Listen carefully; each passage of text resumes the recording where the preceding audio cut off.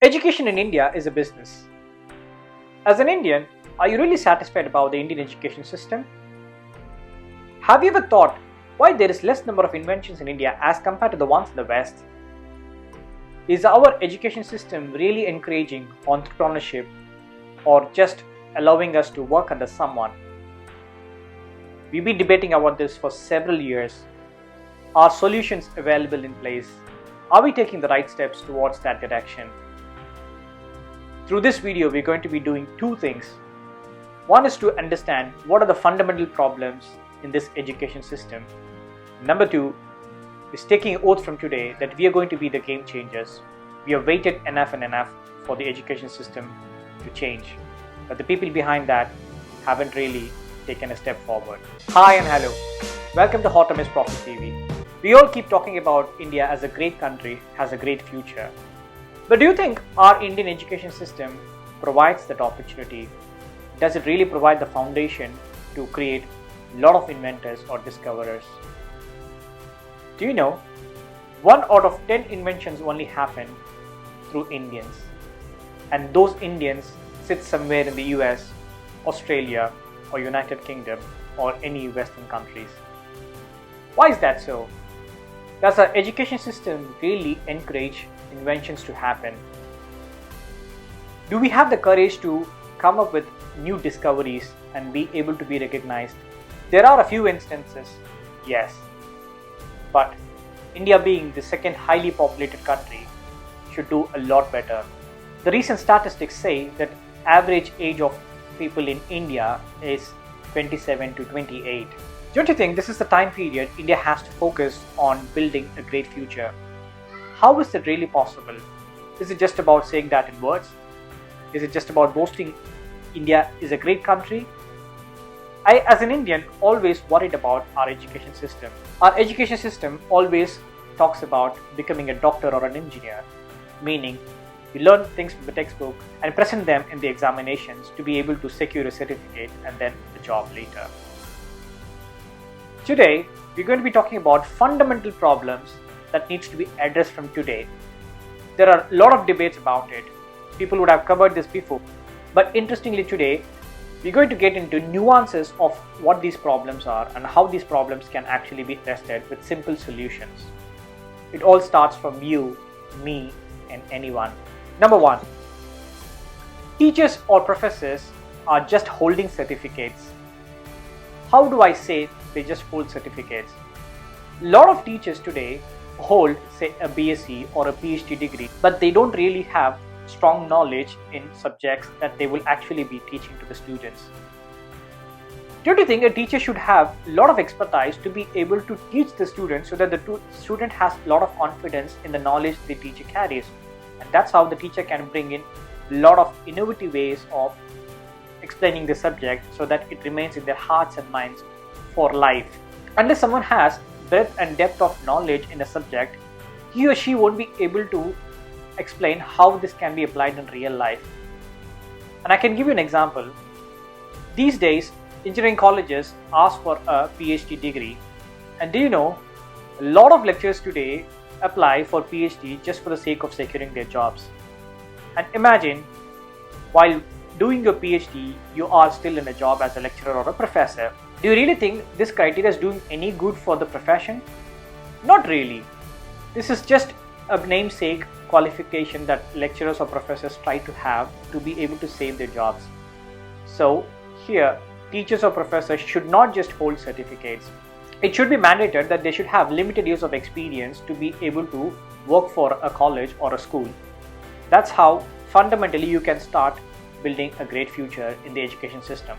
Number two, a lot of teaching professionals get into this job just because they don't have another job in hand. Isn't that strange? Yes, we agree to the fact that India employment opportunities are very less as compared to the supply. But what's important to have people who are passionate about teaching and especially aspirational about bringing a revolution in the system. If you do not have a highly ambitious professional, how do you think you can create highly ambitious people, that is highly ambitious students? It's a chain of activities, isn't it? It's important that your guru is always highly ambitious. And most importantly, you should not settle to a job just because you don't have another job. So what's important in the first place, during an interview process, you will have to understand the systematic fit, like we call a cultural fit in a private company or an organization. Same way, schools or colleges should also have a criteria set, like what systematic fitment this person has in order to take a job in a school or a college. Here, what's important is to set a criteria that if this person is moral, ethical, social, and most importantly has the passion to really be in a teaching profession, so that he or she is able to turn the students as bright colors or help them have a bright future. Number 3, like everyone keeps talking about, education system has become a business. Absolutely, yes. Schools these days have started to filter candidates, or even say give admission to students, that is to the kids, based on what their father's income is. I, for example, when I had to take an admission for my daughter, I was simply asked what is my annual income, and I was asked if my wife is at home or works somewhere else. They were primarily focusing on the capacity of the parents to be able to spend time with the child. Agreed, you can always expect that in place. But number 2 is they were expecting the capacity to be in place for the parent to be able to pay the tuition fees. Isn't that really strange? What's important while giving an admission is to understand if the kid can really be nurtured, if the kid is able to understand or listen to the instructions of the teacher. A lot of schools have started to do filtration based on what their parents' income is, and sometimes caste and community still exist in the Indian education system. On the other hand, colleges have these 2 different quotas system, that is the management quota and the free quota. And again, you have this reservation systems based on community and caste. So this is definitely not going to help the Indian education system. Don't you think capacity, that is talent or skill, should be given the top priority if you want really India to be a greater country? So it's important for India to stop giving admissions based on reservation quotas. What it should purely be is one simple criteria: talent or skill. As simple as that. This is going to be the number 3 problem we can immediately address, or we can start addressing from today. Number 4, schools or colleges do not have an intensified performance management system. I know I'm touching upon a corporate practice, but imagine in a private company, if employees are put under performance appraisal systems where there are a few KRAs or KPIs that a particular employee will have to achieve, and based on such performance feedbacks, your elevation or your continuity in the job will be decided. Same way, why can't schools or colleges come to such appraisal systems, that is setting indicators or parameters on what they should achieve? We will also talk about what could be those indicators. It touches upon the next point, where these education systems purely focuses on marks. Say for instance, a top school will say in a poster or a campaign that we have had 100% pass result. Do you really think that should be the criteria?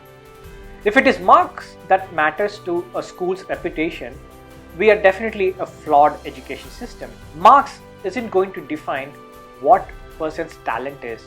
You can always mug up concepts, and in most of the cases, they are theoretical concepts which you can actually recollect and reproduce in the examinations. And this is why students aren't given the capacity to think beyond the textbook. When you are focusing on marks, your approach in teaching is going to be based on marks. You will actually talk about what examination questions would be and how to prepare for such questions. There are n number of exams in India. They call it IIT, JEE, NEET, CAT, ZAT, and all these exams in general, focus on how to get your theoretical subject knowledge and produce it in exams. And by the way, by securing a good percentage or percentile, you will be able to secure an admission in a business school or probably get an employment in a top company. But that isn't really what Indian education system should do. We should focus on applied learning. Yes, when we say applied learning, these performance indicators which I spoke at the previous point should be about one simple indicator. On a quarterly basis, say for instance a mathematics teacher, or an electrical engineer professor will mandatorily have to come up with one inventions per quarter. And if that is achieved on a consistent basis, that is over a period of 12 months, that is one single academic year, then that professor is going to be elevated as the senior professor or head of the department. Same way in the schools too. It's important that these reputations should be based on what innovations they have brought, what changes they have brought to the society, what environmental differences they have made as an educational institution. And I think if every school and college can follow this to be an indicator, one single indicator, you bring an innovation that has never happened in the world, you're going to be best in the industry. Your school or college is going to be rewarded as the best in the industry. Remember, this should be the only indicator for any teaching professional. Number 6 is no experiential learning in schools or colleges. Yes, we're still in those old age methodologies where we use a blackboard and we keep reproducing what is available in the textbook. I, as an engineer, have experienced this too. I have had lecturers or professors just reproducing what is in the textbook. Say for example, in school, if you're studying mathematics, you've had n number of subjects like integral calculus or trigonometry or differential calculus. But does the student really know what is the purpose of it? Where is it applied? There are also a few people question, look, my ambition is something else. I want to study media, I want to study journalism, or probably I want to become a sportsman. Why should I know trigonometry? Why should I know integral calculus? But you can't deny the fact that you will have to know this, but the question comes, why? So the teacher or the professor has the responsibility to explain how this can be applied in real life, how this can be applied practically when the situation arises. For example, say you are a chess player. Chess player requires a lot of algorithms. Algorithms meaning you should be a good mathematician to remember all the permutations and combinations. If you do not study mathematics well, if you do not study all the methodologies that involves mathematics, it will be very hard for you to be a successful chess player. And how many schools, how many teachers really tell why this is required, how this can be applied in real life? Unless you do it as a student, he is not going to be encouraged to listen to what you say. What I mean by this is we are still in old age learning. You can't be continuing to do the same, and we are in 2020. Start going for experiential learning. Give them role plays. Ask them to solve real life problems. Ask them to work on simulation games. Apply those textbook methodologies in real life situations. Once you start doing that, that experience will turn them to be a better person, and they will start applying those methodologies in their real life and be able to be creative and come with innovative thoughts. And this is what experiential learning means, and this is what is going to build a great future for India. Number 7. Teachers or professors are not actually taken from teaching schools. I would like to relate this to an example. Those days, film actors always went for a certification in a film institute where they wanted to actually learn film acting. Same way, someone who wants to be a CEO always gets to a B school to understand what business is all about, how to manage a business, how to run economy, how to really do financial accounting. Same way, how many teachers or lecturers really come from such technical teaching schools? That is, schools that can actually teach them on how innovative they can be. How much of an in-depth knowledge that is required for them to teach a subject to students? And most importantly, what are the world-class approaches they can bring to the education system? There are just a handful of people who actually are qualified teaching professionals. It's the curse of the Indian education system that we do not care where these teaching professionals come from. We just see for the brand. We are quite amazed about the infrastructure. We are quite amazed about what they are talking about in the social media. But what's important is to understand fundamentals, where these teaching professionals come from. They could have qualifications, but again, they are holding certificates for namesake. They aren't really passionate. They are people who just came to this profession just because they did not have a job. So it's very important that any teaching professional entering into this space will have to pass an examination in a reputed teaching school, which could be a private institution or a government aided institution. This is how you can get quality people coming into the education space. Number 8, teachers are given actually comfortable job. In fact, they have less pressure as compared to the ones in the corporate sector. We can agree sometimes that corporates are so demanding and they have their own profits and balance sheets to take care of.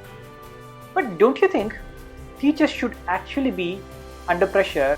What contributions do they really make in shaping the student's career is what the pressure they should be in. It shouldn't be about marks. It shouldn't be about percentage of people passing out of the exams or percentage of attendance they achieve in a particular semester or a year. The most important thing in a teaching profession is to be highly ambitious. Every professor, every teacher will have to say to himself or herself that, yes, I'm going to make 10 students out of this batch as entrepreneurs.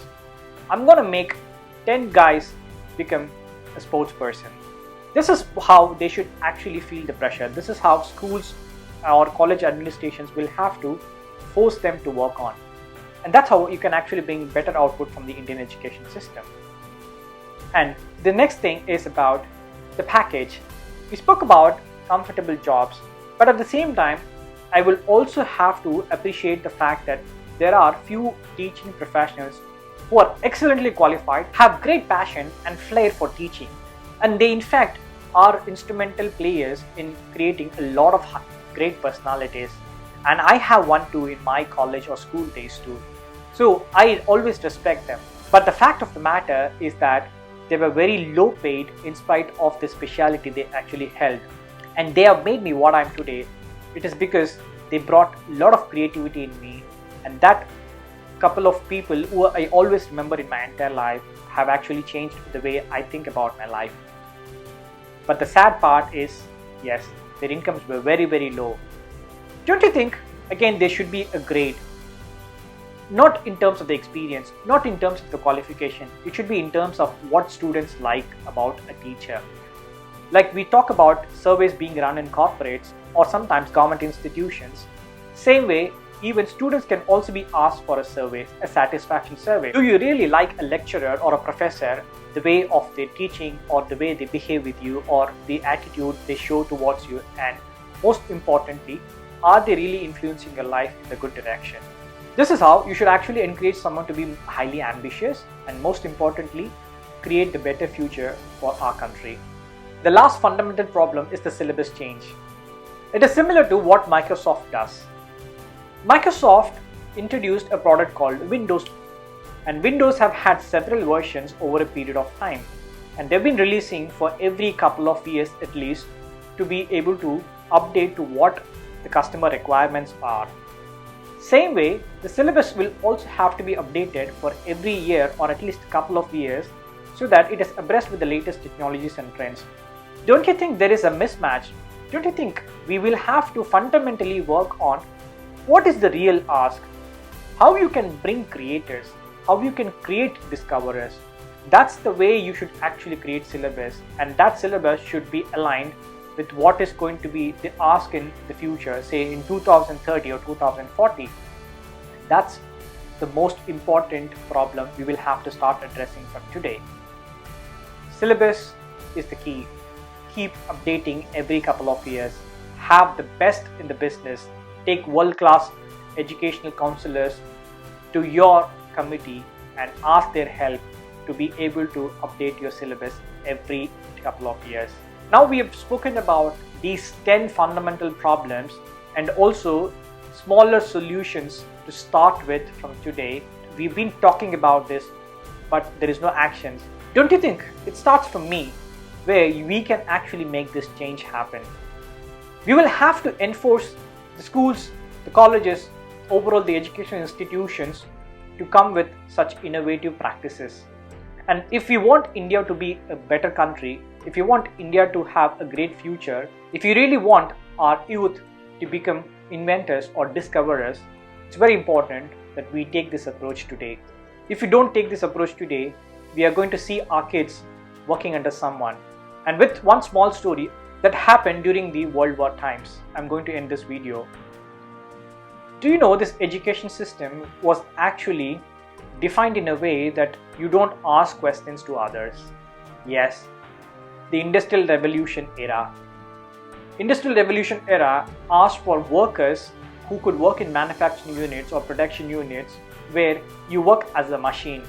You will be programmed on how to work. You will have mechanized works day in and day out wherein you do the same thing again and again. Such way the education system was developed, and even today that's the way this education system is, which means the syllabus works like it will always teach you how to just listen to someone. So this syllabus, the education system, stops you from becoming creative. So remember, this education system is doing no good. If you're someone who wants your kid to go to a school, tell your kid that if your kid is not happy, if your kid thinks there is no value in what he or she learns, it's always good to come back to homeschooling. You can make your kid's future better by doing homeschooling.